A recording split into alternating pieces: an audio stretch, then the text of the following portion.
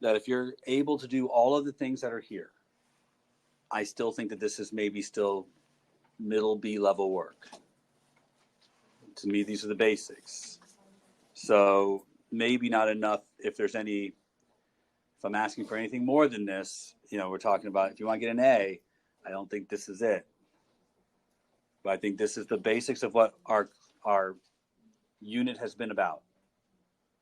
So if you're having difficulty with this, we need to find out where those mistakes are. What are you not doing correctly, or what information do you not possess?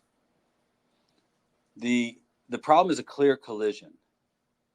So it should be obvious that one object is going to be in contact with another, and through that contact, both objects have their velocity changed.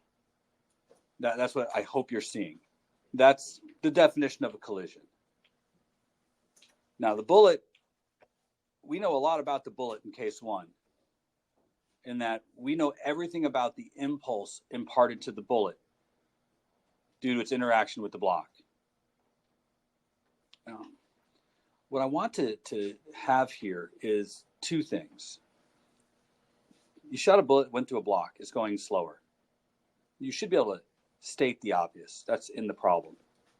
But you should also be able to use your vocabulary to describe this problem. Because that's what I'm going to ask of you, and this is where the points are getting lost. Your ability to use your vocabulary to correctly say what is happening here, connecting the dots together. If all we care about is the bullet, then you should be able to calculate the change in momentum of the bullet. You have the mass of the bullet, you have an initial velocity of the bullet, and a final velocity of the bullet. So calculating the change in velocity of the bullet should be pretty straightforward. So I'm noticing the bullet has a very small mass, emerges from the block 200 meters per second, entered the block 500 meters per second. So final momentum of the bullet's 8, but the initial momentum of the bullet was 20. Now, I made an assumption here.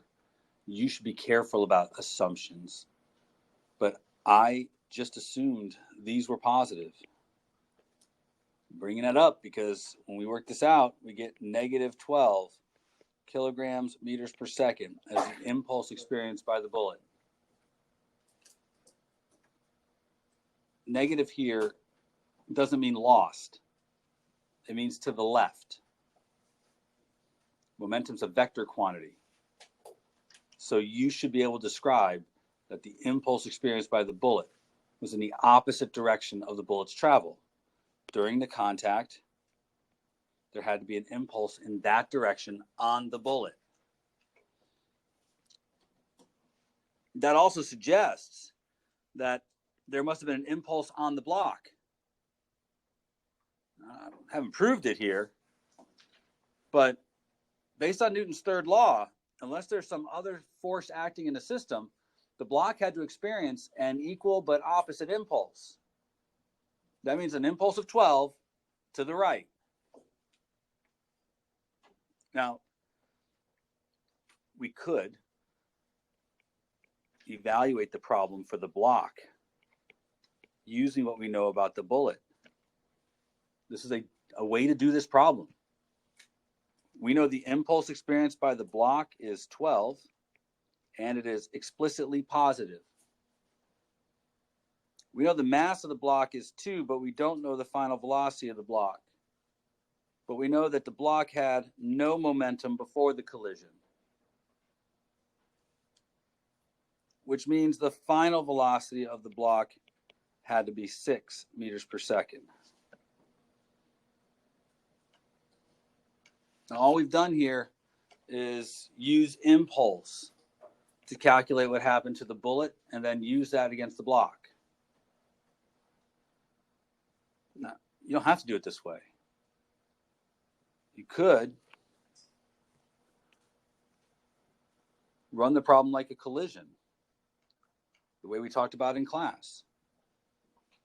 meaning the momentum of the bullet plus the momentum of the block before the collision will be equal to the momentum of the bullet plus the momentum of the block after the collision.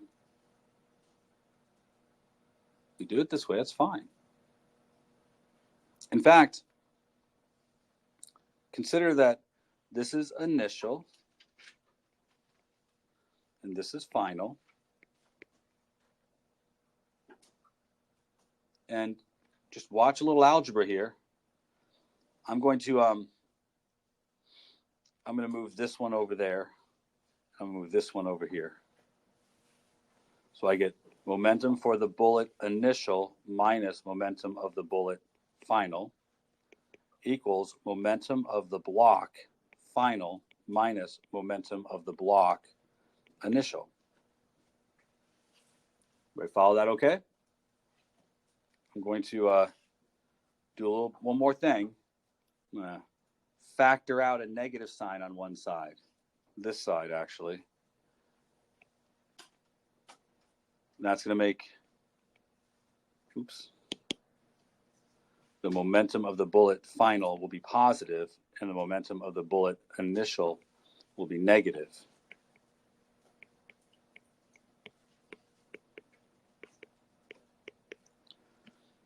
I don't know if you see what I've done here, but this is the change in momentum of the bullet, and this is the change in momentum of the block. The reason why we are doing conservation of momentum is it comes from saying the impulses are the same but opposite. That's where it comes from. So we're not proving it. It was used to come up with the whole idea of conservation of momentum. This thing that we can set these things equal and solve for the missing variable. So if you want, again, 0.004 times 500 plus 0 equals 0.04 times 200 plus 2 times my final velocity. This is solving for the velocity of the block without finding the impulse first. And of course, we get 6. Now, I'm explaining it these two different ways because your multiple choice really was it challenged a lot of you. Had, graphs of impulse and stuff. And for you guys, some of that was tough, but this is what we're talking about. Now, a lot of you didn't have difficulty getting to this point. A lot of you had difficulty with other things. So this was A and B, ultimately. And the next part was finding the force. Does anybody need to talk about that one? All right. I'm not going to spend any time on it, except to remind you, impulse has 2 parts. It has 2 parts. So there was an impulse imparted to the block, an impulse imparted to the bullet. If you know how long that event took place, then you can talk about force. I think part of the problem that you guys are having is how to deal with question D, which is figuring out what to do about the energy. So, is it clear to you that the bullet lost energy? Do you understand why I'm saying? I'm not seeing the same kind of clarity in your faces. But did the bullet's mass change during the collision? Did it stay the same mass? So the bullet was 0.04 kilograms before and after. Did the bullet's velocity change during the collision? All right. Kinetic energy is all about mass and velocity, but mostly velocity. The velocity changed, the energy changed. Now we could talk about kinetic energy of the bullet and the kinetic energy of the block before the collision, and then compare it to the kinetic energy of the bullet and the kinetic energy of the block after the collision. This would be comparing the energies. The only thing that had energy before the collision was the bullet. It was the only thing that was moving. And I think it had quite a bit of energy. Whatever this is when you do the math. I don't know what the answer is. I think it's 5,000. Is that right? So 5,000 joules. After the collision, the bullet lost a significant amount of energy. It's going much slower now. I think that's 800 joules. The block gained energy.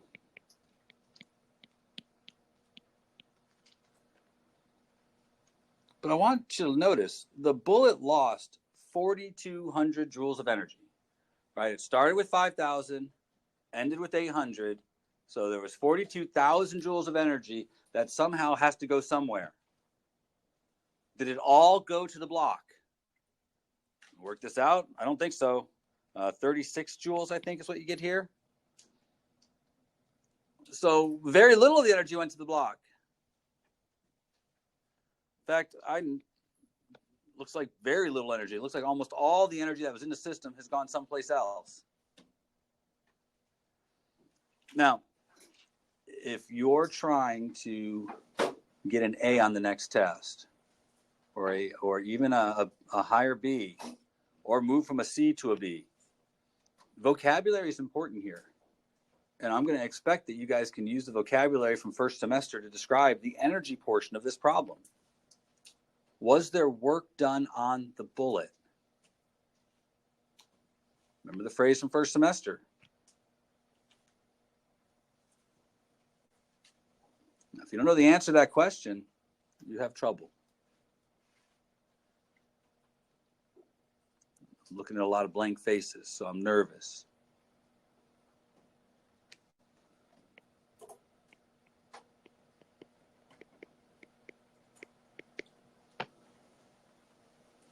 The work energy theorem states that any change in kinetic energy is a result of work being done on an object.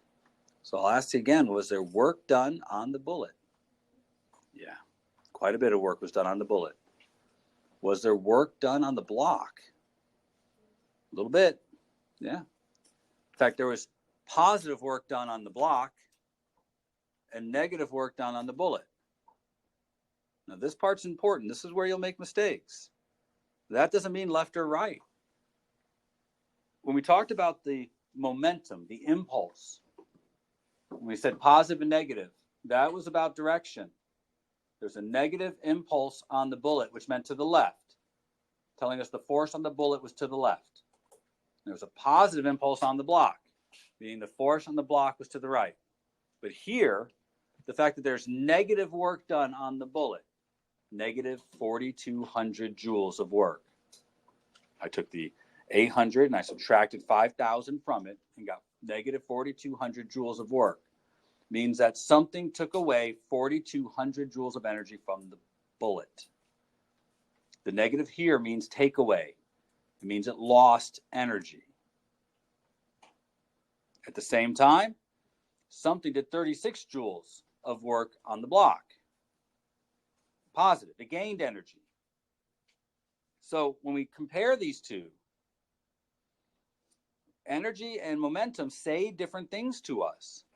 But the words work and impulse have meaning. There was work done on both, not an equal amount. If I want to find out how much was lost, that's easy. I would just take this amount and subtract this amount. That tells me how much energy is lost. You weren't asked for that, though. You were asked for what percentage of energy was lost. Now, for that, I'm counting on you guys to know things. I'm afraid that that's asking too much, but you guys did make it through middle school, right? Percentages was covered in middle school, but I fear that that's not adequate. Now, look, there's lots of different ways a percent question can be phrased, and I can't teach all of them because I'm not sure which one they're going to pull out. There's lots of different ways they can say percent. I asked for the percent of energy lost. If you don't know how to do it, well, percent lost. Take what you had, subtract what you have, and divide by what you had. We had 5,000 joules of energy. Afterwards, we have 836 joules of energy. This is how much energy was lost, is on the top. Right? We had something and now we have something else. Whatever that difference is, that's what we lost. And then we're going to divide by how much we had. The percent lost.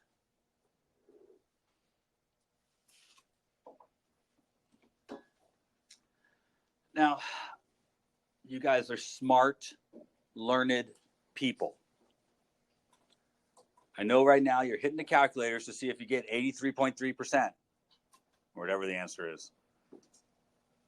But pay attention for just one more moment, just so that you understand that I expect more than that from you. I expect you to be smart, learned people. Have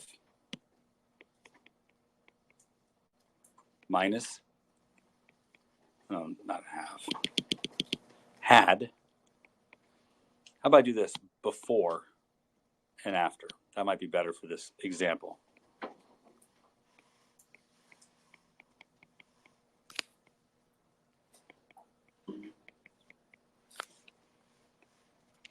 All right.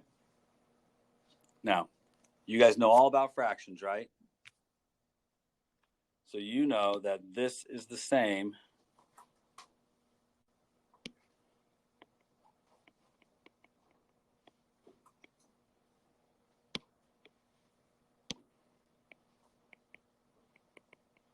as that.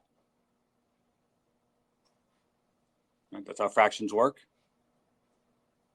If you don't know that, then you need to go back to Algebra 1, or worse, 5th grade, and have a conversation with your math teacher.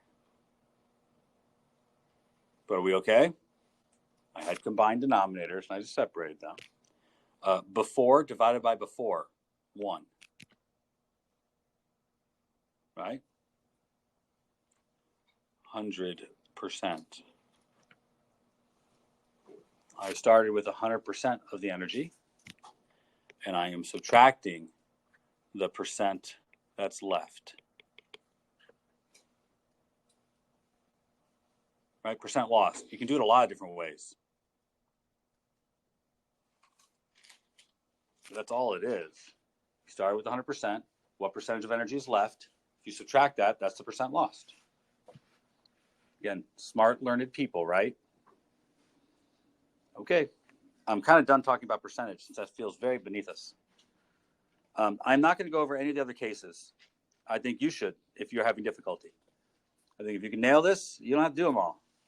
I think probably about half the class here needs to do all of them, though, because I don't think you've nailed it, and you need to. It's very repetitive, though. So I want to shift gears a little bit unless there's a specific question I haven't answered. All right.